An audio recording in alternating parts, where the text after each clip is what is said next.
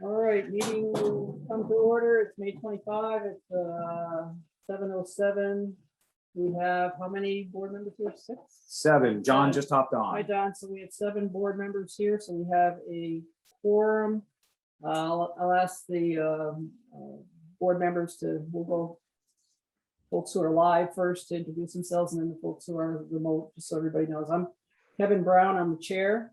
Tom Wells. Carol Klaus. Ted Desmond. You're muted, John. John Moyers. Brenda Tilburg. Rob. Rob Rooker. Okay, so, all right, that's our 7. So first up is we have sketch plan review for Greg and Laura Butler, parcel 205025, 2-lot subdivision, permit number 21-403. So again, this is sketch plan, which our only task really is to look at the plan and give ideas about it. There's more information we're going to want to see, but our principal task is to determine whether it's a major or a minor. This is going to be resident. Where are you, Greg? Hey, Greg, do you want to hop on? Yep, I'm here. Do you want me to turn my video on? Nope. No, you're Okay. So, Greg, what's the other lot going to be residential? Yes. Okay, so if it's, that means it's a minor because of it's a 2-lot, it's residential. So that means there will be a single subdivision hearing unless some issues pop up at the final hearing, which is unlikely. You can always continue, but for all everything we would expect at this point, it's going to be a 1 hearing subdivision. So Okay. everybody have, Looks pretty straightforward. No variances. right, so this is and we're HDR, right, Chris? Yes. So this is high density residential, which means 10,000 square foot minimum lot size. So lots 1 and 2 are both above the minimum, and if they weren't, we couldn't do a subdivision. So that's good. I guess the only thing I'm going to want that I see on the plan is Kevin LaRose here. No, he's not. Okay. So Greg, you want to tell Kevin LaRose to get on the plan? I want the plan to show a distance between your house and the new lot line, so we can have confirmation on the plan that you're far enough, the line's far enough off to meet setback, side yard setback. Okay. Is it 50? What is that setback? It's 10. It's very shallow in the village. Okay, I thought it was like 10 or 15 feet. HDR 40 feet. 15 for primary. For principal, yes. So it's 15 feet.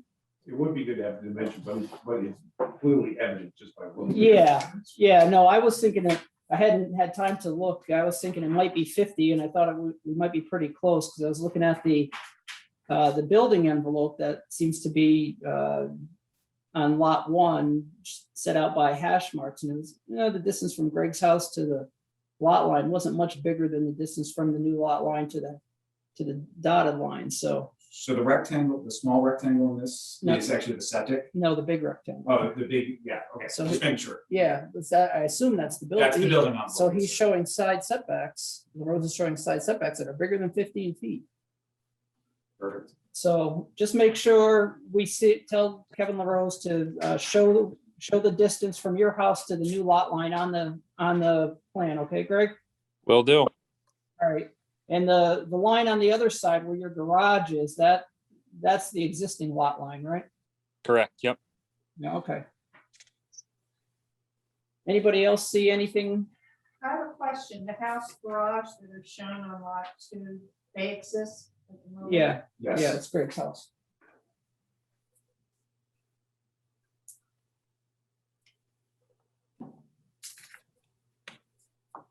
And so you're gonna have a So the septic for the new lot 1 is gonna be in your backyard, right, Greg?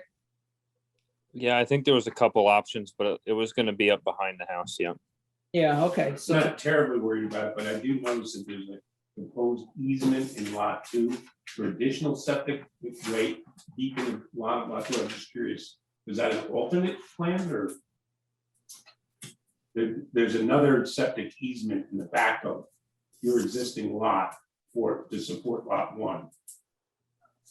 and then there's a proposed septic easement on lot 1 itself. It might be replacement. Yeah, that's what I I'm think thinking. it was a backup. What's that, Greg? I think it was a backup for a replacement if needed Yeah, down the road. yeah, okay. It wouldn't be a bad idea just to put that's a replacement area, just, just make it Yeah, clear. I think that makes sense. Just let it have Kevin LaRose note on the plan, which is the primary septic area and which is the replacement area. Yep, I'll write that down. Yeah. And so if there's a replacement area or septic or primary septic on your land, you're gonna have to put that, that's gotta be an easement when you convey lot 1. Yes. Okay. Anybody else have any other comments or questions for Greg?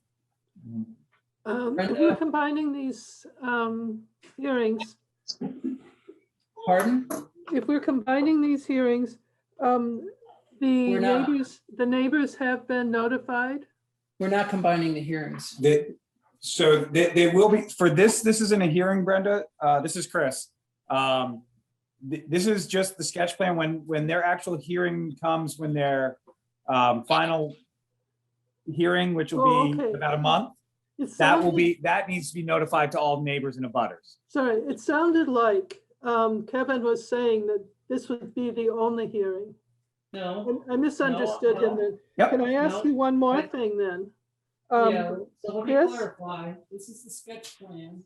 And I have a because it's a question for minor Chris. subdivision, it'll be a single hearing unless there's some issue that arises at the subdivision hearing. And your question, Brenda? My question is, when I looked at section 340, there are certain hearings that the town must notify the neighboring properties. But then it says under section 340B, all other types of development review are notified by the landowner. That is correct. But this is not a hearing? That is correct. This is, the best way to look at a sketch plan is it's an informal meeting between the board and the applicant to review their application so that they can get feedback from the board where if they see issues with the potential plan, instead of having them come into a hearing and then deferring to another hearing a month later. Okay, I understand that now. Okay. And, but there will be a more formal hearing after we finish this. Absolutely. In roughly 30 days, we'll have an actual formal hearing for this. Oh, okay, thank you. Any other questions or comments? Do you have any questions, Greg? No, I don't believe so. All right, so you're gonna get Kevin LaRose to note the distance from your west foundation to the new property line. And you're gonna ask Kevin to note on the final subdivision map, which is the replacement area and which is the primary septic area for lot 1. Okay. What's your septic situation, Greg? Do you have what do you currently have for septic? As far as tank size or just Well, where? where, yeah, you've got a tank and a leach field. Is it all on, I assume it's on your lot, right? Lot 2? Yes. All right. It's on the west of the house. Really? Oh, it's on the west of the house. So it's in that, all right, so. I guess that would be good to show as well on the map, is where your existing septic for your lot 1 or lot 2 is, okay? Yep. Because there's isolation distances that the state and, sort of a no build zone or exclusion zone that wastewater permit rules apply, and so it's helpful for the lot one owner to know where your septic is so that they can, who's ever installing their septic will know, or building their house will make sure that they're outside the isolation distance. Okay, I will figure that all out. Yeah, so, but Kevin knows has Kevin figured out where your septic is? Yes, I believe he does know where it is. All right, so have him show us on the map. Okay,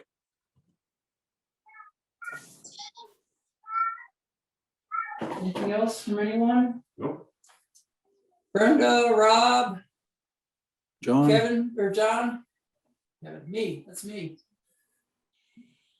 And Kevin Harper, too many Kevins. Okay, all right, so thanks, Greg. We'll go thank on to- you. We'll go on to Chris.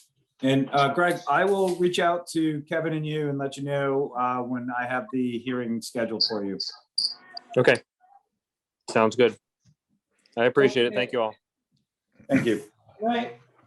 All right, second item on the agenda is permit number 21-404, Chris Acker at Hewitt Road, parcel number 060245.01, sketch plan review for a 3-lot subdivision.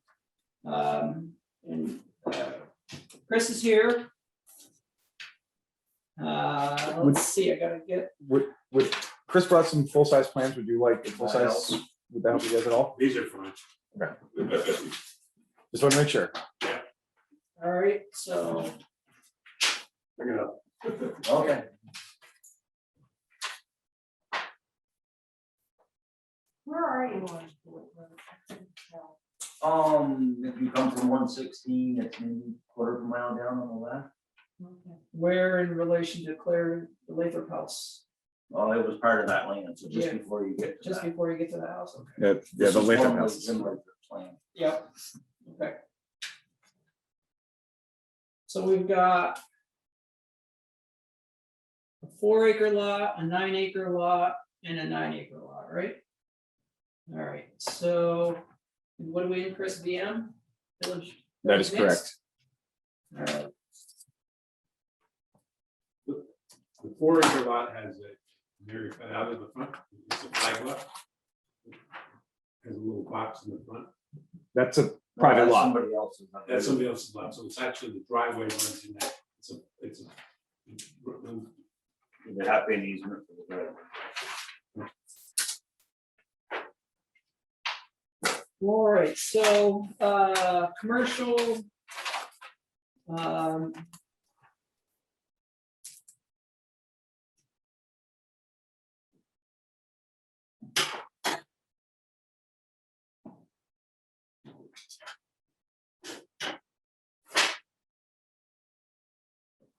Commercial density is fine, 1 unit per acre, residential lot density is 15,000 square feet, so there's all 3 lots are plenty big enough. Chris, your thought is that at least one of these lots would have some commercial business development on it for yourself? Yes, for myself or for my son. Yep. And we're looking at lot 1 right now of doing that on. Okay, so this is sketch plan review. If there's any commercial development that automatically turns it into a major subdivision, which means there'll be a minimum of 2 hearings, a preliminary hearing and then a final hearing, unless there was something more needed. But does anybody have any questions about the proposed subdivision for Chris?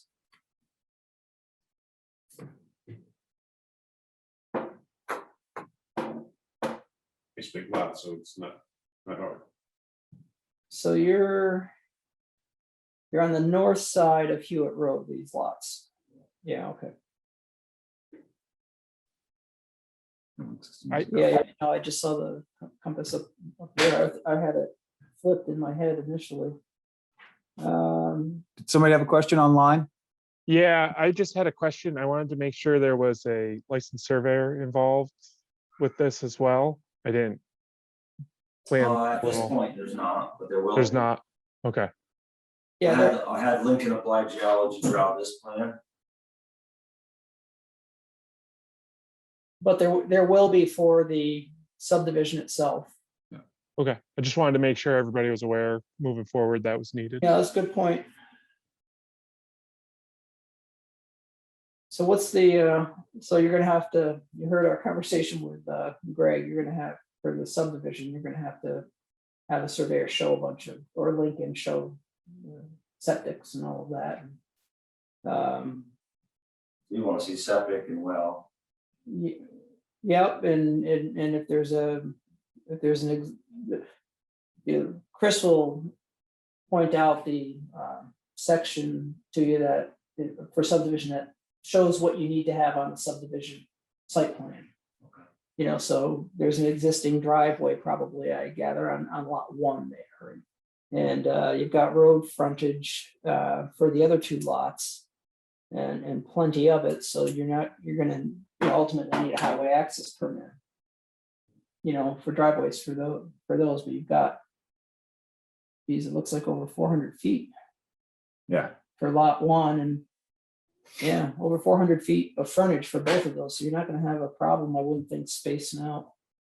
But that's from the select board now, right? Yeah, so that's something you get from the select board, something you need to think about as well. And so Chris will walk you through that subdivision list of things. Just a small question.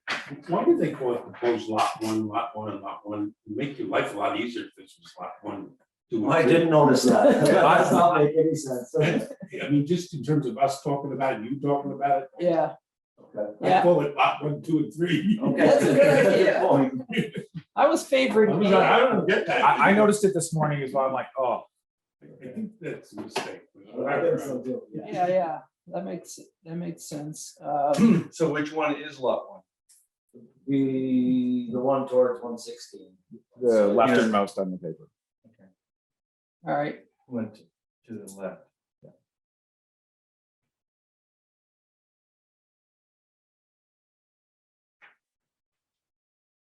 all right. And then Chris is also anticipating. Why don't you explain you have a conditional use side for the commercial use, you're thinking of something that would require conditional use review, so that would likely be combined with the final Yeah, so I'd like to subdivision. put a shop on this to work on our own trucks and equipment on the lot to the west.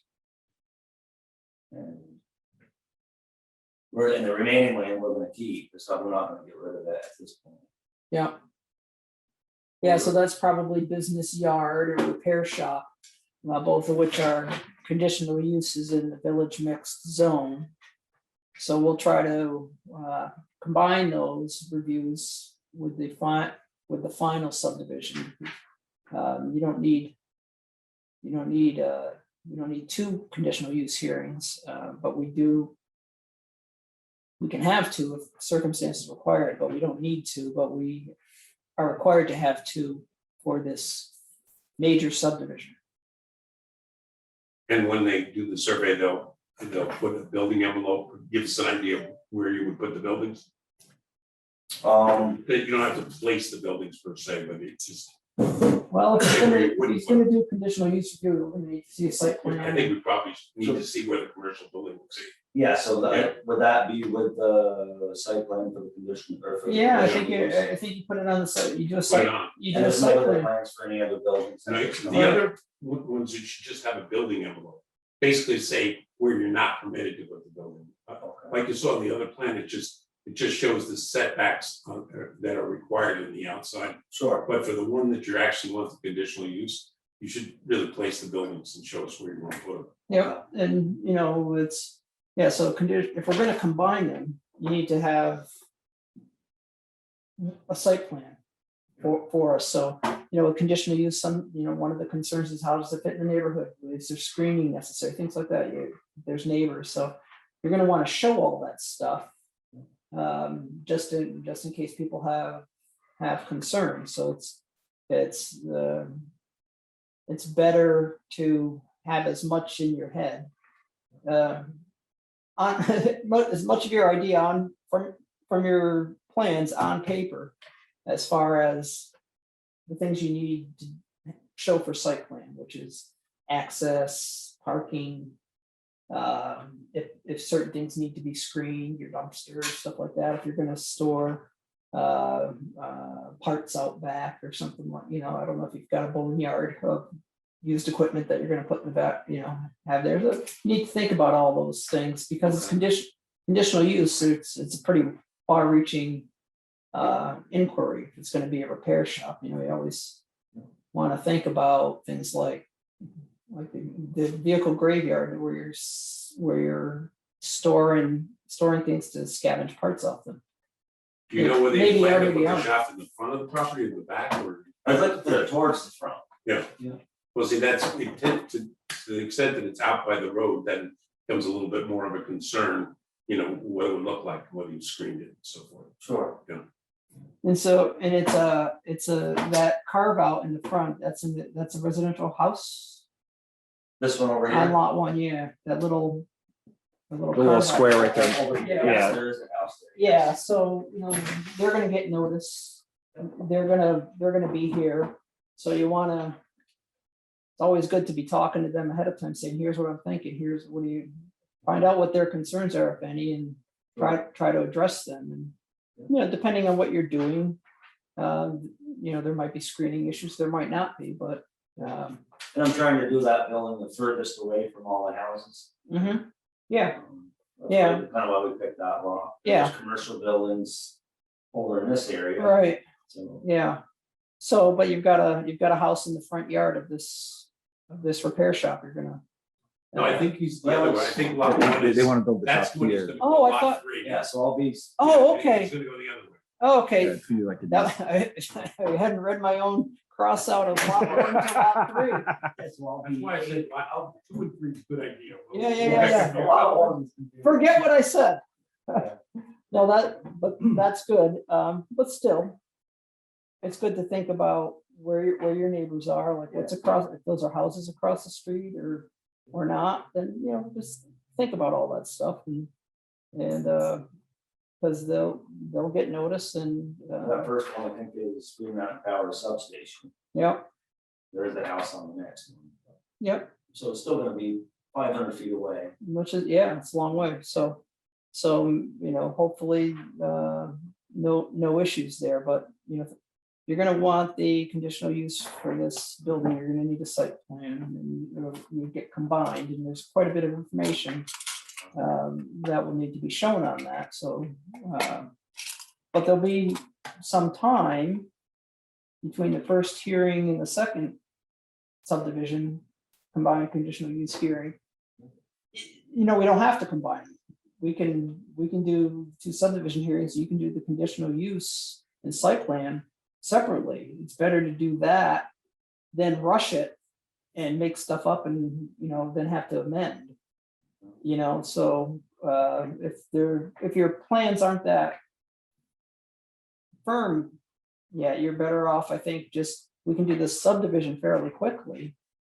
And then you could do the site plan and But I conditional won't- use I won't- together. I won't need the subdivision if I don't do this building. Yeah, I know, but right, but And just talking with Chris, I mean, they've got a fairly firm grasp on what they want to, where they want to place the building and what they want to do. And it's a matter of getting the site plan drawn up in time. And I think that Right. shouldn't be a problem. we'll just all I'm saying is don't box yourself into a timing corner unnecessarily, Is all your criteria online for? I'll provide it to you. Yep. Yeah, I'll get it to you. Yeah, it's in the zoning bylaws, so, And I've broken it out into documents. yeah. Whoever does your site plan, we'll be familiar with it. You use somebody who's done it before. Yeah, our rules in that regard aren't different from what other towns do. There's nothing unique about how we approach it, so. Someone who's experienced will be able to handle it real easy. Kevin, I have a question for Chris. Go ahead. Chris, I thought I heard you say that you might need an easement for lot 3. Did I hear Yeah, I that told you that wrong. That will own right through the road. right? Yeah, okay, 'cause it looks like there's plenty of land there. You're at 75 feet there. Put a road in. Yes. So you have a driveway. Yeah, no problem.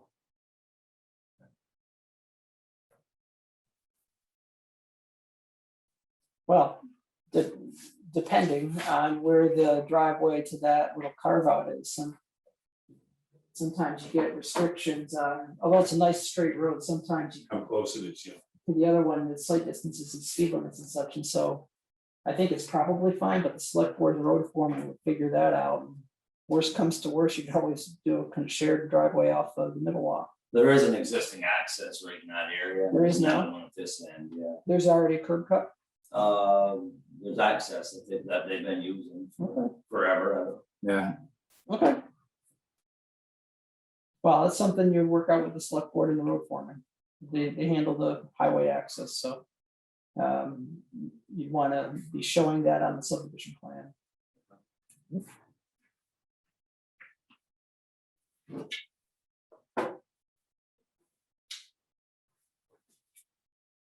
Any virtual board members have a question? Rob shakes his head no. John says no. Brenda, you good? Brenda? Someone Nope. stole Brenda. Here she Here goes. she is. Have any questions? Okay. All right. That's it for tonight. I'll be in touch with you and we'll get the ball rolling on the next steps. Thanks, Thank Chris. you very much. Yep.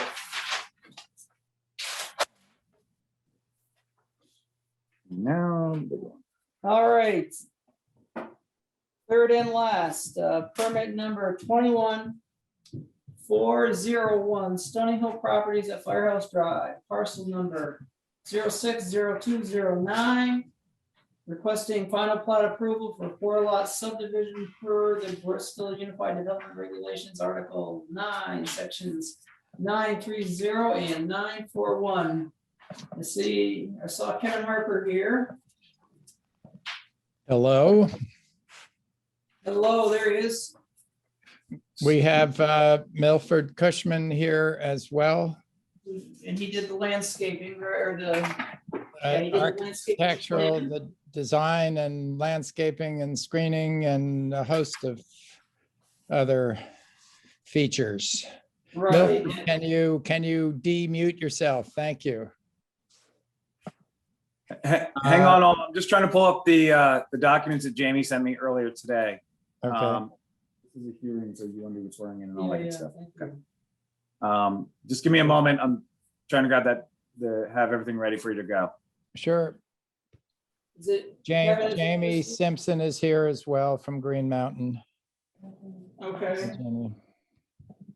And Mike, there he is from Cushman, Michael.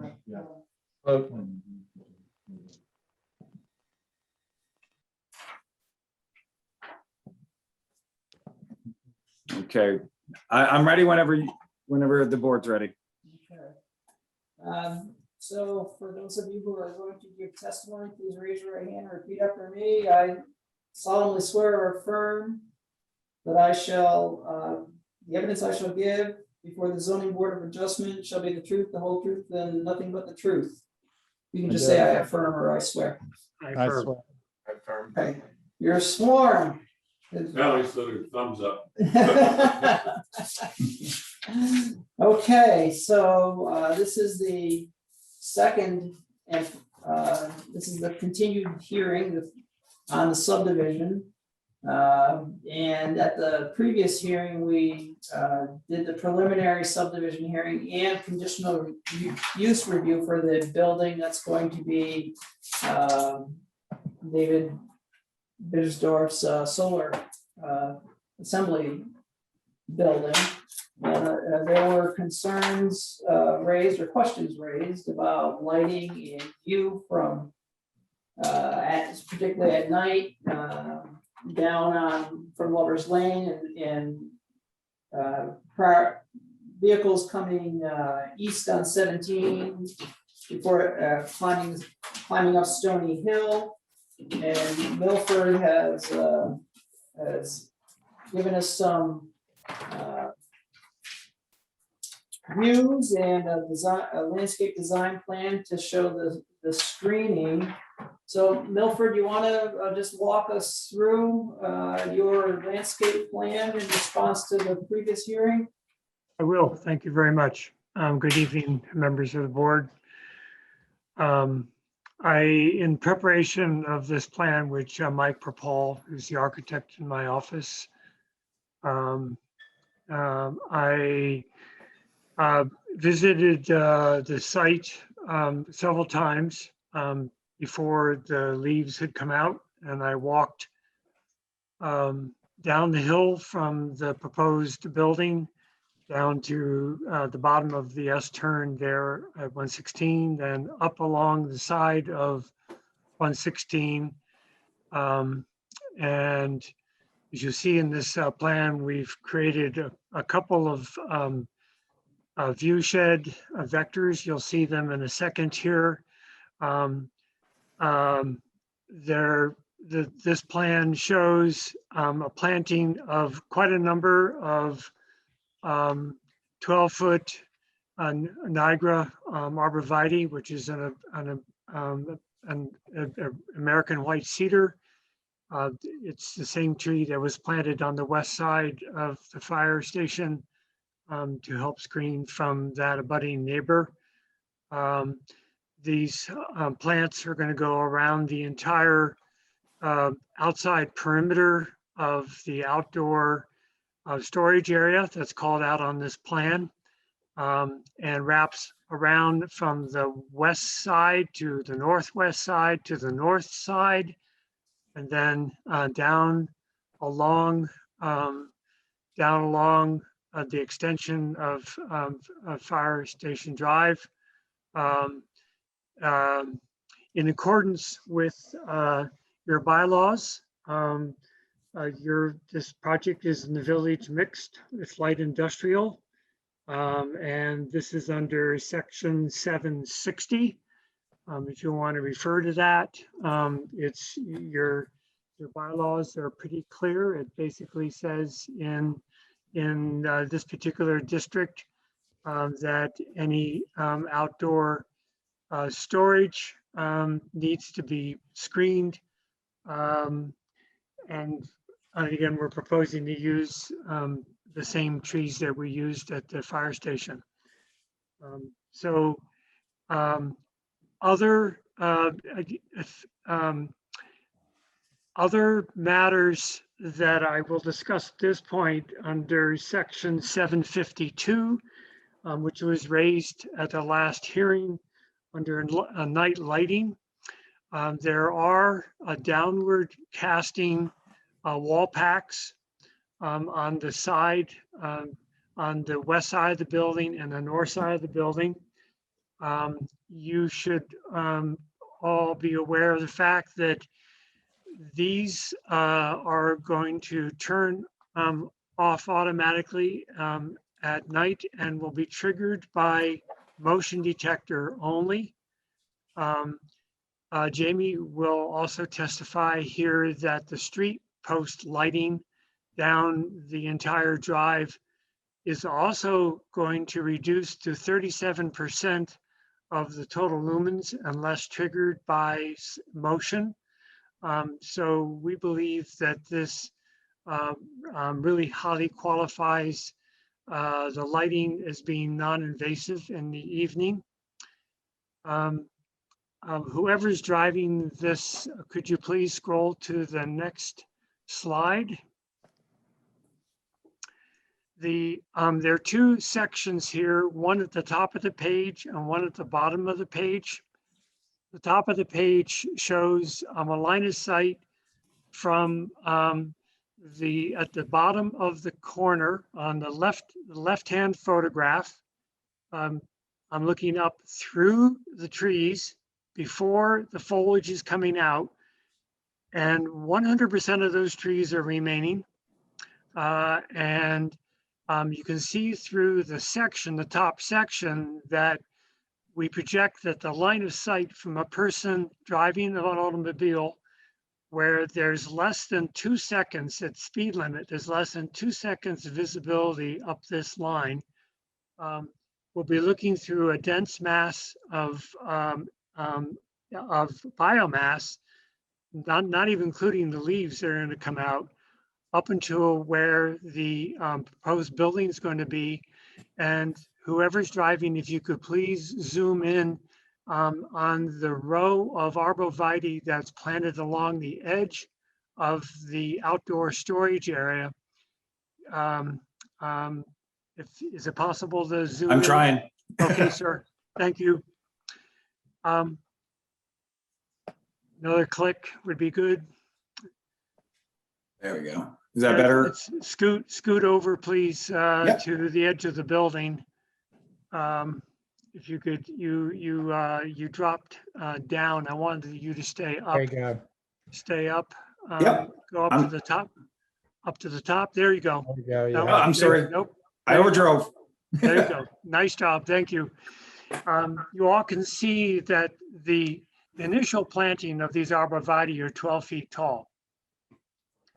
And they're going to be planted 7 to 8 feet apart, and they're going to grow into each other like a dense mat. And this particular tree has a habit of maintaining its crown or its foliage down to the ground.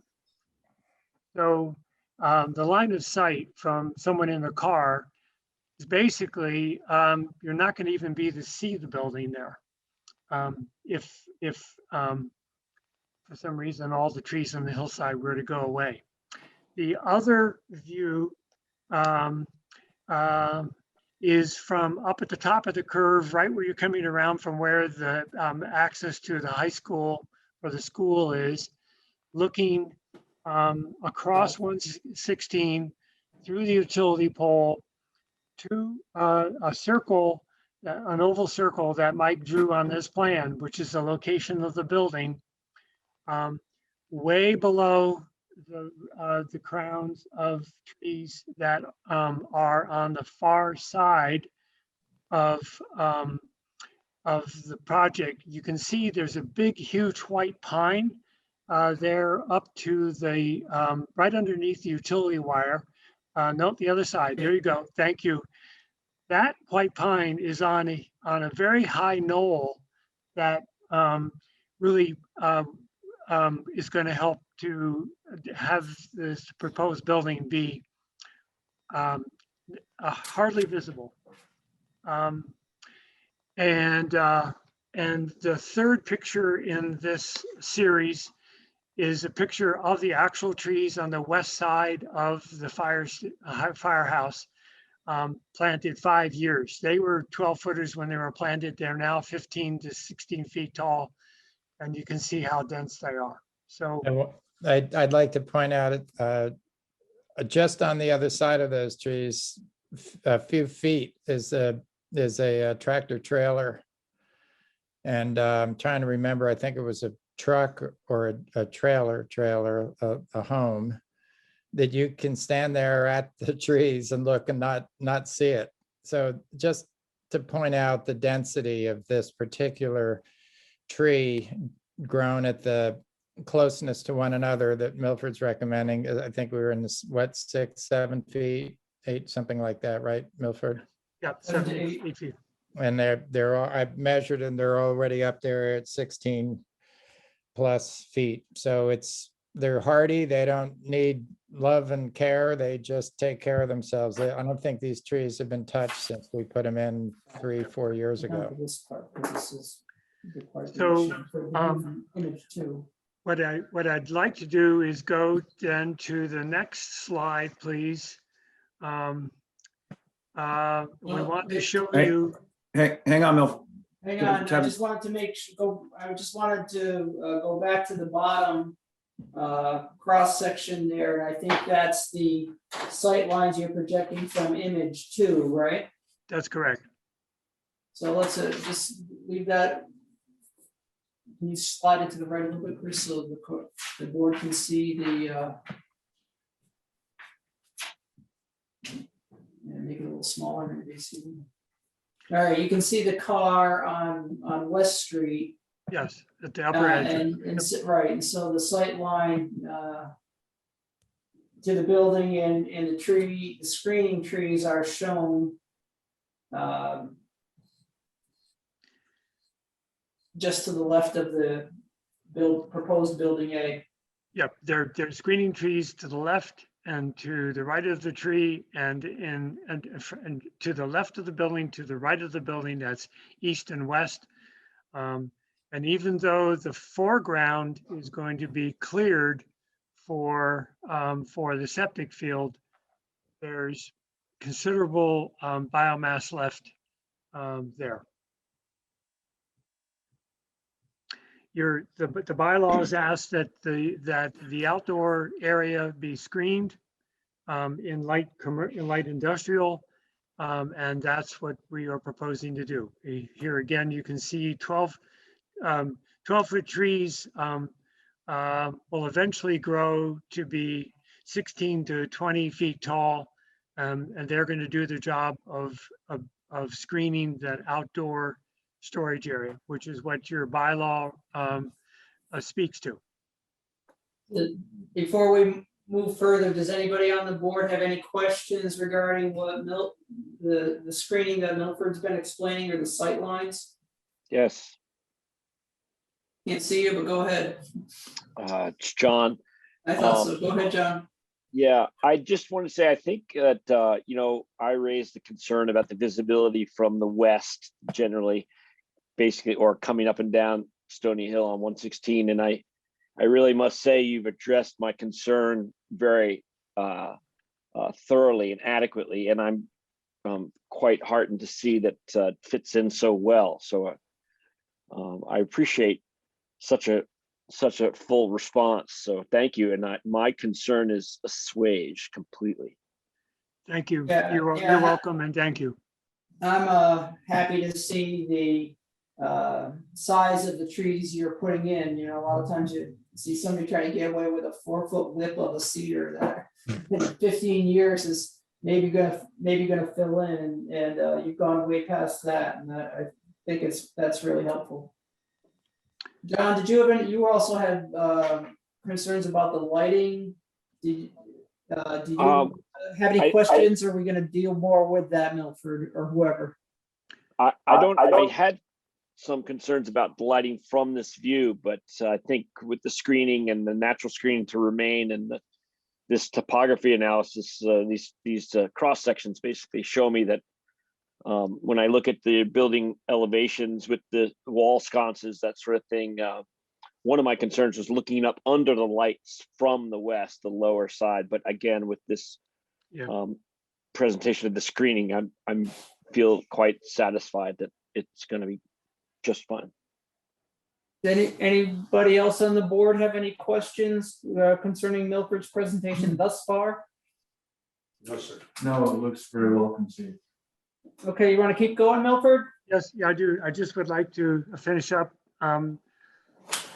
Folks, this is a rendition of the color of the building. It's going to be a really dark red with dark green trim and black windows. So if we're taking additional measures here to have this building feel quiet, dark colors tend to make buildings recess. And this is our way and the owner David's way of helping to help ensure that this building down beyond the fire station was going to be complementary to what your plans for this light industrial park to be. And then the final slide we have here is a rendering. we did this earlier on as an artist rendering. We didn't have the color of the buildings in here, but this shows on the very left side portions of the housing project. It shows looking over the river to the town of Bristol. This is, and then the three buildings that are eventually will fill in this area. It should be noted on the very right side of this sketch, there are trees that are going to be left because they're part of the preservation of the archaeologically sensitive area. Yep. So those trees are always going to be a background as you're coming down Firehouse Drive. I'm confident that you all will be incredibly proud of this development when it's all in place, because even though the place is going to change just because of the construction, there's been huge effort on Kevin and David's part and the design team to be respectful of the fact that we wanted this to be really a lovely place to come and work and keep people in your town. I must say I have some fondness to your town because of our work on the firehouse and on the housing project and on a many handful of other projects with Kevin since the mid 80s. So this is a view looking as you're coming down Firehouse Drive as you're entering into the park. That concludes our presentation, ladies and gentlemen of the board. Milford, can you remind me what the exterior of the building A is made of? Is it a steel building or those? Yeah, it's vertical panels, vertical red steel panels. That's a Kynar finish, which is a baked on finish. And they're relatively wide. They're about a meter, right, Mike? Is that right? Yep, that's right. About a meter wide. And again, the building's much darker than this rendering shows. The trim around the fascia is all dark green. The windows are black. So it's. Thanks. Could you repeat what you said? I lost you a little bit, or I didn't hear you quite right when you were talking about how the lighting of the wall sconces is going to be operated. Yeah, the wall sconces are a totally downward shielded fixture that are going to. They're basically there for I'm going to say security and safety of people walking around after it's dark. After a certain time, they're going to be on a timer. The lights will go off automatically, and then they will be triggered on the building. They're going to be triggered by motion. So if someone should try to drive in or walk around, the lights will come on. The street lights that again, Jamie, I'd like you to talk a little bit more about that. But basically, they're also going to be on a dimmer. So they're going to be reduced to about 37% of their normal lumen output after a certain time period. Again, as a way, this is a public a road with a sidewalk and a residential community. And I think that part of the responsibility or the stewardship of that is making sure that people feel comfortable outside at night and walking on the street. And we also don't want to blast the residents out of their beds with bright lights, and be respectful around that. Maybe Chris, can you maybe pull up this plan C7.2 and we can maybe see where the street lights are proposed to be on Firehouse Drive. It's I have a small plan, so it's kind of hard to see, but I think it'd be helpful for the board to see that, because I don't see in the artist rendering, at least I don't see it. As you're looking southeast, I don't see any of the street lights, unless I'm missing something. So if you have available to you from the original hearing we had before, Yeah, there was a sheet number C8, which I believe was the lighting and okay. grading plan, lighting and landscaping plan, Yeah, previous one that we yep, submitted. no, that's helpful. I remembered it being someplace and we have quite a bit of discussion about it, so I want to make sure that everybody's got the plan in mind. So Jamie, can you see the lights on C7.2 or not? No, they weren't displayed Okay. on this map. It would have made it too crowded and convoluted.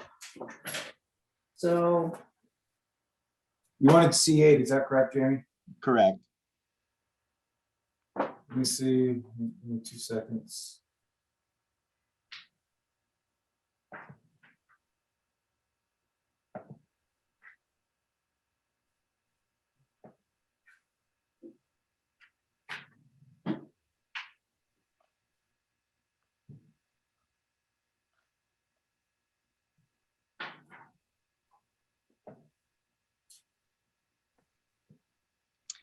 So while he's bringing that up, I will just go on by saying that, as Milford mentioned earlier, the lighting controls will have essentially 3 elements of control. The first being an astronomical time clock. So that is a programmable switch that you can program in specific times of the day where you want the lights to come on and when you want them to shut off. And that time clock automatically keeps track of daylight savings time and any other time features you want to program. There's like, I think, a possibility of 50 different time elements or stages you can program into that timer based on the town's wants and needs. The second control element is a photocell. So when the sun goes down and it becomes darker out, that will trigger the lights to go off. And by off, I mean dimmed to a 37% status. And so that would limit the amount of light that's projected down to the ground. They are shielded, they are downward facing. So they are dark sky compliant.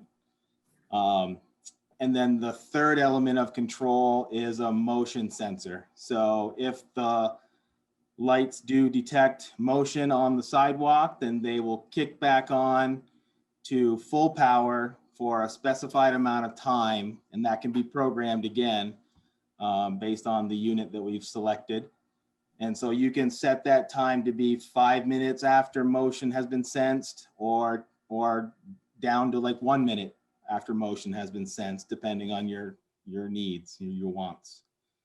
So again, there's a lot of controls available through this lighting system, and it should be very efficient, being LED, and also very non-invasive, being the shielded downward facing. Lighting on that one.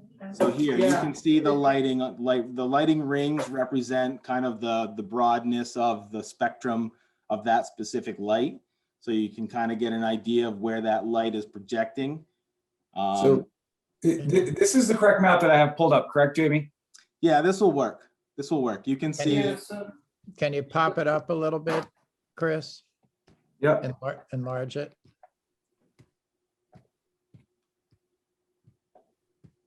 so Does that help? That helps. was Yep. it, So you can can you, show me like this area, is this the lighting, kind of lighting area he's talking about? So what was your statement, Jamie?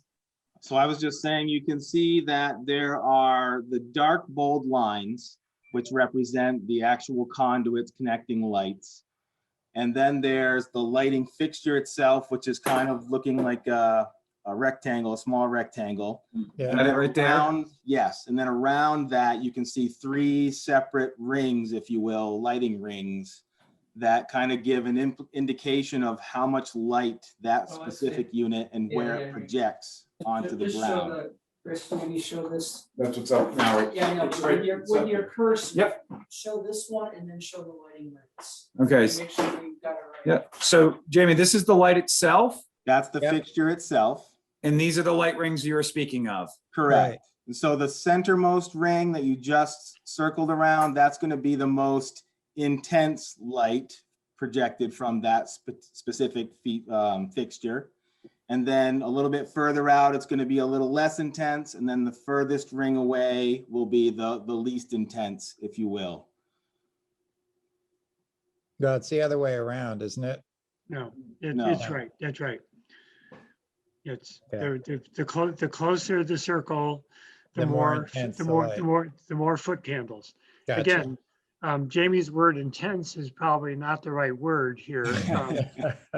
These are designed to provide minimum foot candles for security. And these photometric lines basically show that as you get further away from the fixture, the light becomes more dim. Got it. Thank you. I don't want to look a gift horse in the mouth because this is the best lighting plan I've seen. But do those lights, when they change, say motion detector or something, do they fade on and off, or do they flick on and off? They ramp up and ramp down. So they will, you can program that amount of time that it takes for it to do that as well, if you want to get into Slow. the weeds. But yes, so they ramp up to their full maximum power, and then after their set timer, they ramp back down to 37%. Yep. Well, I would just say for the record to the board, my colleagues on the board, that one of the things I am really interested in is light pollution and noise pollution, two of the things. I must say this is really a model for where I hope Bristol goes when we consider any kind of coordinated development like this. I mean, this is the future, and it really means something to the community, because glary lights just kind of spoil the feel of the place. And we have this beautiful beauty around us. Anyway, this is a great attention to detail, and I for one really appreciate it. Thank you, John. Thank you. Thank you. Do you have anything more, Jamie, or should we just canvass for questions? I think as long as the lighting question was satisfied, then I have nothing more to add. No, I think it was very helpful pulling up C8. I didn't understand the rings initially, so now I do. So that was very helpful. Are there any other questions from the board? Very good program. Excellent. Thank you. And if anybody who's remote, just speak up, because we don't see the gallery right now. You can. All right, there we go. I'm all good. I appreciate all this detail. It really is a model for. Yeah, I think so too. I really like the 37% effect that powers up when needed, and I guess we can fine tune once it's up and running if it's better for it to fade back to 37% or proceed very quickly. That stuff can be adapted sort of in the field, I think. If we're getting some complaints, then there can be some adjustments made. I would think you want to have a pretty quick power up in response to the motion, just for safety, but then how long that's on and how you get back to the 37% level is something that can be adjusted. My view is that we don't need to get into that level of detail here in our requirements, because we just don't know what's going to make the most sense. At least that's how I feel. And the exact details about that, will be a work in progress with people on the ground experiencing what's there and making appropriate changes. Yeah, that's kind of my view of it. Anybody have any additional comments on or questions on lighting or screening. Those were the open areas that we left for this hearing, but this is also the second hearing, so that by focusing on lighting and screening, I'm not meaning to exclude other issues related to subdivision and site plan. So it's all fair game. We just had a lighting and screening focus for this hearing for further development, and Kevin and his team have provided us with that. So anything beyond lighting and screening that folks might want to question or comment on with respect to this plan? One more comment on the lighting. Can we coordinate it with the fireworks on the 4th of July? Like I said, 50 programmable time. Yeah. And so throw it Yeah, in. can you time it to music, like Stars and Stripes Forever or something? Anything else? This is really a state-of-the-art project. They've done a really wonderful job. No, So there's not a lot of comments, and that's because Kevin and your team have done a really great job. yeah, you guys have, He's right when he said, you'll be proud of it. I think we'll all be proud of it. yeah, I That's think good so. job. I think so too. I think people who come after you with development projects are going to not be thrilled with the high bar that you have set. That was our goal. On the trampoline. Yeah, no, we're gonna say Kevin Harper wouldn't do it that way. God, please spare me. All right, we'll call it Stony Hill. We won't give it your name. You know, but we say that by the same token, the lighting program that they're suggesting, that's not extraordinarily expensive. In fact, it'll use less power overall. Yeah. It provides the security that's necessary for their employees, and yet creates a minimal impact in terms of the visual aesthetic. So it's the right thing to do. So, Yeah. I I agree. Landscaping as well. I think you've probably gone a little further than, your plantings initially are a little bigger than you probably would get from most folks, so that's appreciated. But it's perfect. Yeah. Nothing to criticize you. Yeah, and I think, it is a public highway, will be, and we've got a sidewalk that parallels West Street. And so with the lighting plan, I think all that's taken into account as it needs to be. I think it's a really well thought out lighting plan, and I think the screening plan for those cross sections was particularly helpful to me, because it's hard to tell with the undulations of topography what's in the sight line and what's not. So I think that schematic was really helpful. Okay. Brenda? Yep. The screening is very nice. The lighting is very good. I was just wondering, has anyone thought about what happens when a whole factory gets let out, perhaps at the same time large numbers of people are leaving the school or entering the school? Because most of the day that road is nice and quiet, but you hit certain times and there will be traffic jams. I wouldn't be surprised. You mean on the main road, on the Firehouse Drive? Well, but it all comes up because you've got Yeah. so many people at certain times of the day coming up Stony Hill and cutting across traffic, and then leaving the school and cutting across traffic. And it's not very far from the Firehouse Drive. Let me pull this one up because you can see them on the If you driveway. choose the times well, everything goes fine.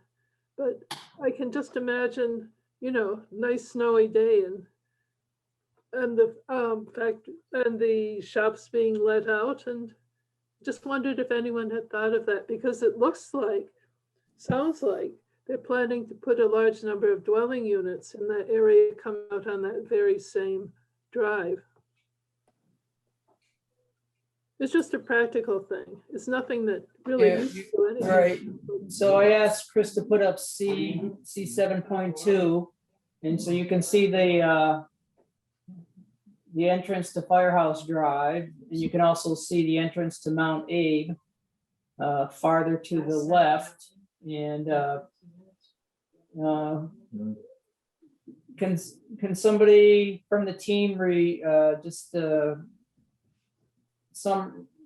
just restate in summary way what the traffic flow is intended to be? And right now we have one building from on the proposal, and off the top of my head, I don't recall how many employees we expect with that building, but there's going to be other buildings over time. So can somebody, probably from Green Mountain or whoever, address the traffic flow, ingress and egress issue? I know Sure. we've got a sidewalk there. Maybe it's Kevin, I just would like to start with the location of Firehouse Drive was thought about deeply for the benefit of the fire trucks getting in and out of that road, and the setback from the bend in the road coming up 17, right there where the school road into the high school is.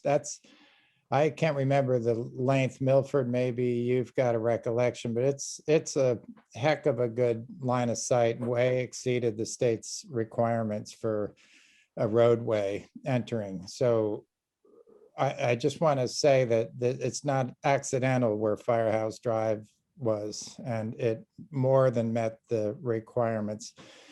And then, what's the worst that's going to happen is a few cars are going to back up out on Main Street, West Street, and they're going to have to wait to go right or left when the traffic allows. I don't think that's any different than coming off of Maple Street or any other cross street onto Main Street. Well, It's I not think more danger- wouldn't it be the backup would occur on Firehouse Drive, not on West Street? That's what I mean. Yeah. And that doesn't strike me as a problem. It's hundreds of feet long, and there's two lanes big enough for trucks, and there's you get further down and you've got it big enough for two trucks passing each other and parking on either side. So it's a wide road. It's hard to get your head around it on a site plan like this. But other than that, the only experience I have is Bristol Works, and we have 50,000 square feet of building over there. And I don't, they pull in the morning at 7, 8 o'clock, and we just don't see it. We just don't see where there's, and I think if there would be complaints, you'd hear it from when you're in a neighborhood. This isn't like over on Pine Street, where you're surrounded by homes that have been there for 100 years. I would think that the queuing would be for traffic coming out of Firehouse Drive that Yeah. would be looking to turn west. They might have to wait a bit, but traffic that's turning right will probably be able to come alongside the traffic that wants to turn left. Is that right? Yeah, that's what I would think. Yeah. So if I would just to speak to that, I would say that, yeah, I agree with you, Kevin, both Kevins. The queue would be on Firehouse Drive, and for those trying to turn west. And as far as the site distances go, we easily satisfied the design site distance and braking distance for the AOT specifications. And then in fact, typically what we do is we try to design for the next increment of speed limit, which we were also able to satisfy. So Yeah, and at this point, is it 30 or 25 at Firehouse Drive? Miles per hour? there's a 35 mile an hour speed limit right at the VAOT transition. Which is where in relation to Firehouse Drive? It's to the west, slightly around the corner. And I believe I might even show that transition on that site plan of C7.2. Yeah, it's aligned on that site plan. Yeah, yeah, so that's where it goes, Down but down to 30, but at the mouth of Firehouse Drive, the speed limit's 30, isn't it? I believe so. I would have to check back in my records to see what that. Valerie is nodding yes. Okay, And Valerie promises she's got a crossing guard outfit from middle school still, and she'll show up with her little paddles. In other words, you thought about it. we have thought about it. Thank you. That's all I was, Long answer for yes. Well, no, it's a good question, because that's what I didn't want to foreclose those types of questions inadvertently by focusing on lighting and screening. It is a good question, and if all, when this is fully occupied, if all three buildings happen to let out at one time or started at the same time, you could have some volume there, but I think Kevin said correctly that the queue would be up the street.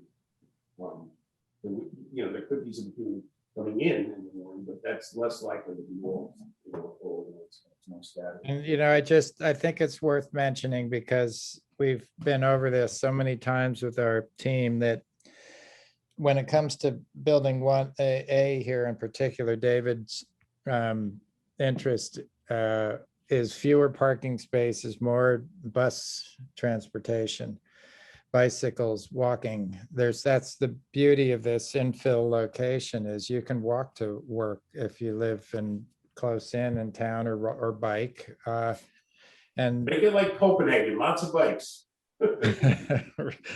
it's just so already right in the village, and Well, so and there could walking be, is realistic. yeah, especially with the housing development that's coming along, but there could be people, Walk out of your house, take a left, go to work. well, yeah, So that's hopefully. the dream. yeah.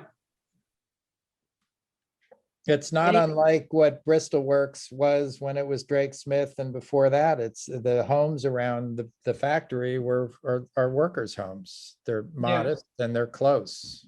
And Yeah. they're there for good reason. Yep. So- So any further questions from the board or if anyone from the public? I don't know that we have anyone from the public.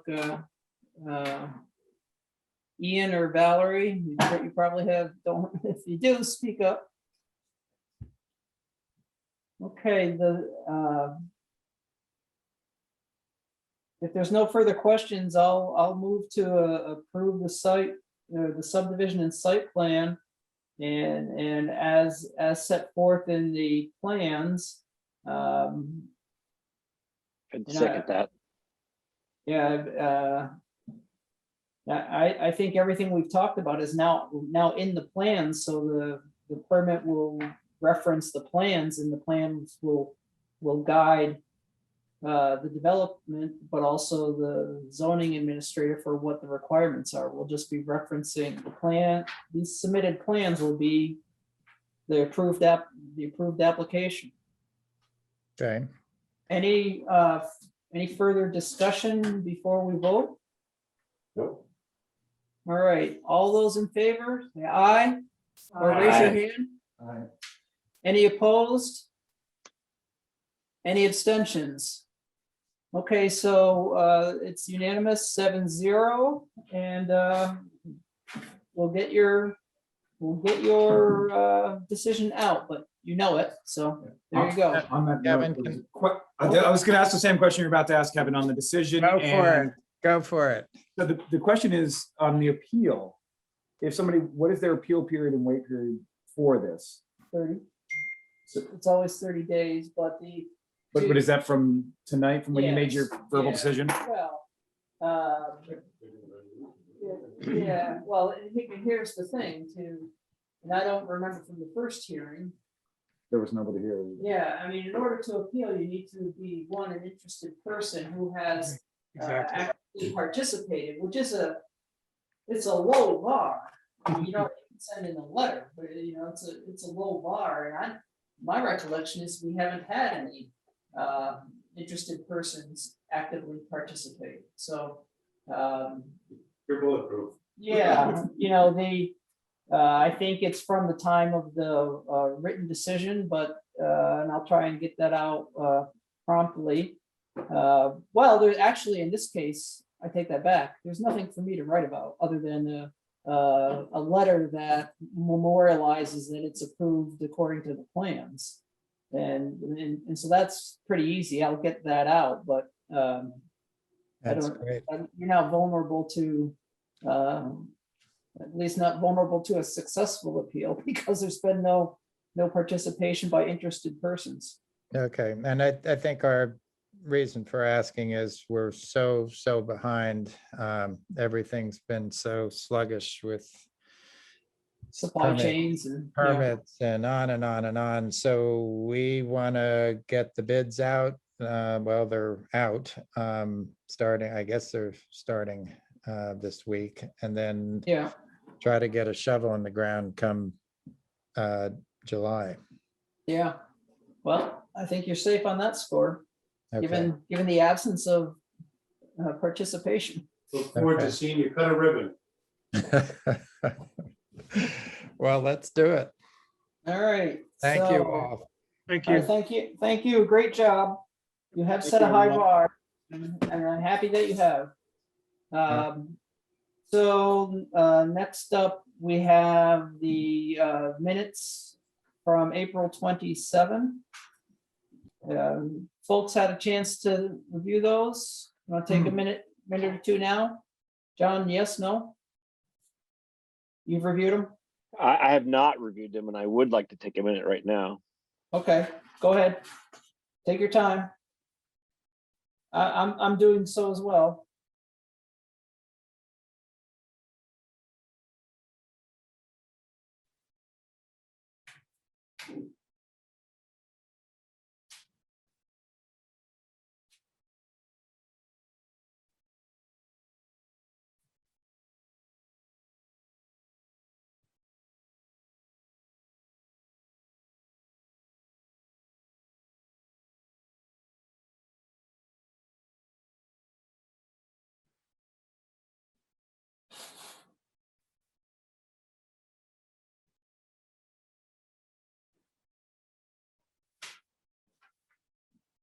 I did review them because I wasn't here.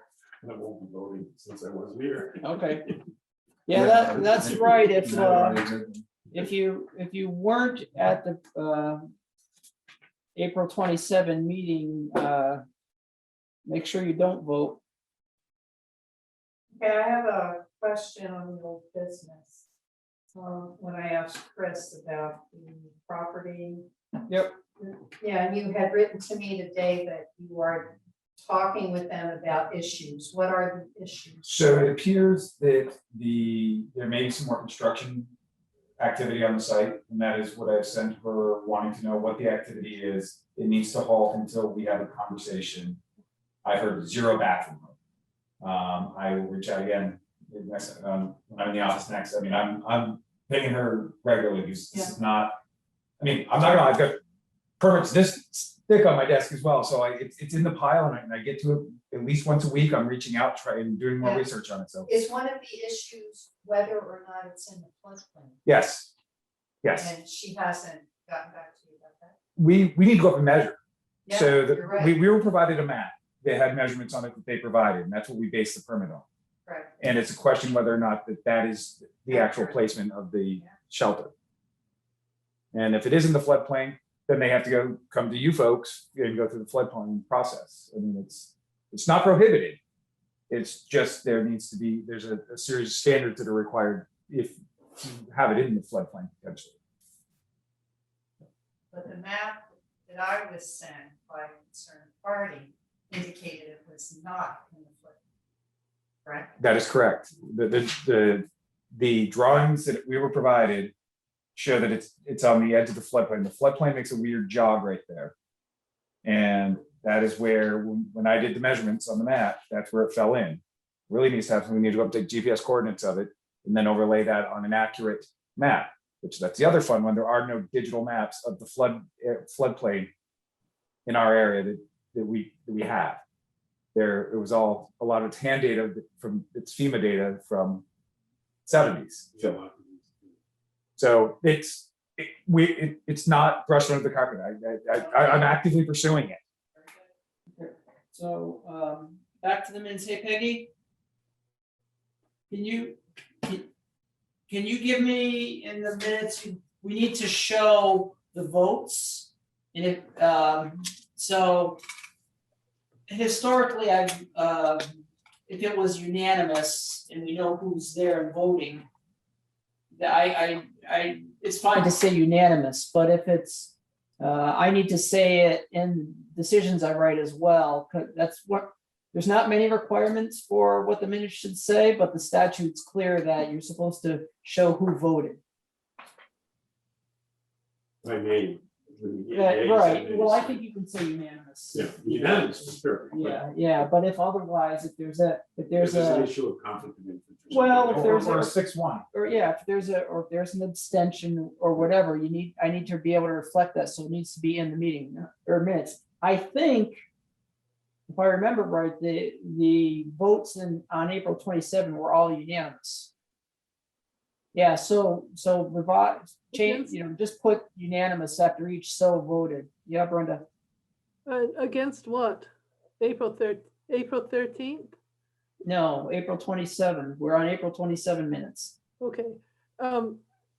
Anyhow, at some point, it doesn't mention there, but one of the things that they were going to discuss or find out is the percent coverage when they've removed the lots from Martin's Hardware. And one of the things, I just realized that it's really in 2 zones, so that the calculation may be quite complicated, and I would hope that they will show how they get whatever percent coverage they get. Yep. They've provided that. They have provided that map to me, and that'll be coming out when they're in the hearing packet for that subdivision. Okay, and is the demarcation between the ROC and the HDR shown on that? I believe so. I asked when I spoke with LaRose Surveys. I asked Kevin to include that on the map. Oh, okay. Thank you. Any other, so Peggy, you're gonna change the minutes to say unanimous for each of the so voted. And right, so the people voting were me, Brenda, Carol, John, that's 4, Ted, Rob, and Josh. Is that for the April 27 minutes? Yes. Okay. Because we still haven't voted the So April. that's 7 people. Did we not, we still have the April 13 minutes to do? Well, you decided, we were told that they weren't ready to be voted on last time. Well, Oh, that's right. We didn't do it last time. all right, I didn't remember that. Yeah. That's my bad. Okay, well, oh yeah, I see that, deferred.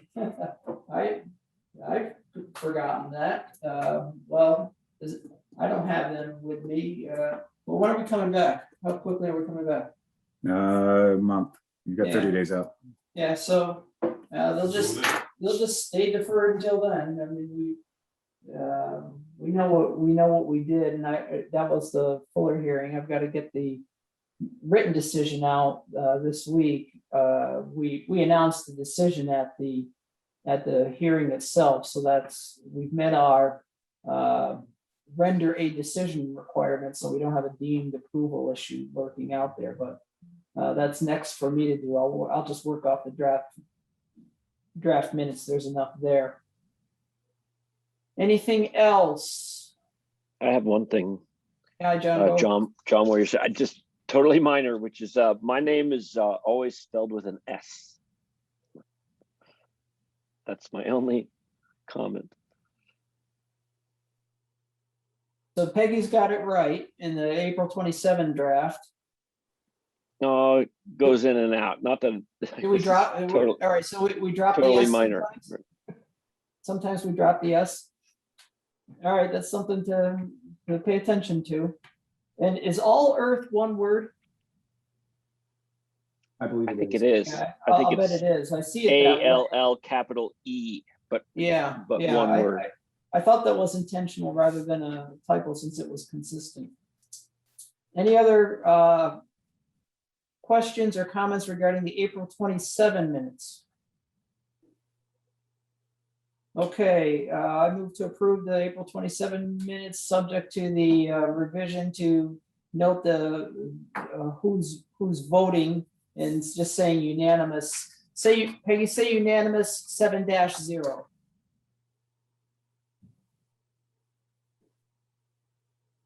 Need a second.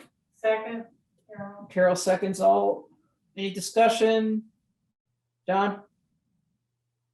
Oh, okay. He's voting in favor. All right, all those in favor? Aye, Rob and Brenda raise their hands. Everybody here raises their hands. Who's voting? Peggy, Tom is not voting since he wasn't here.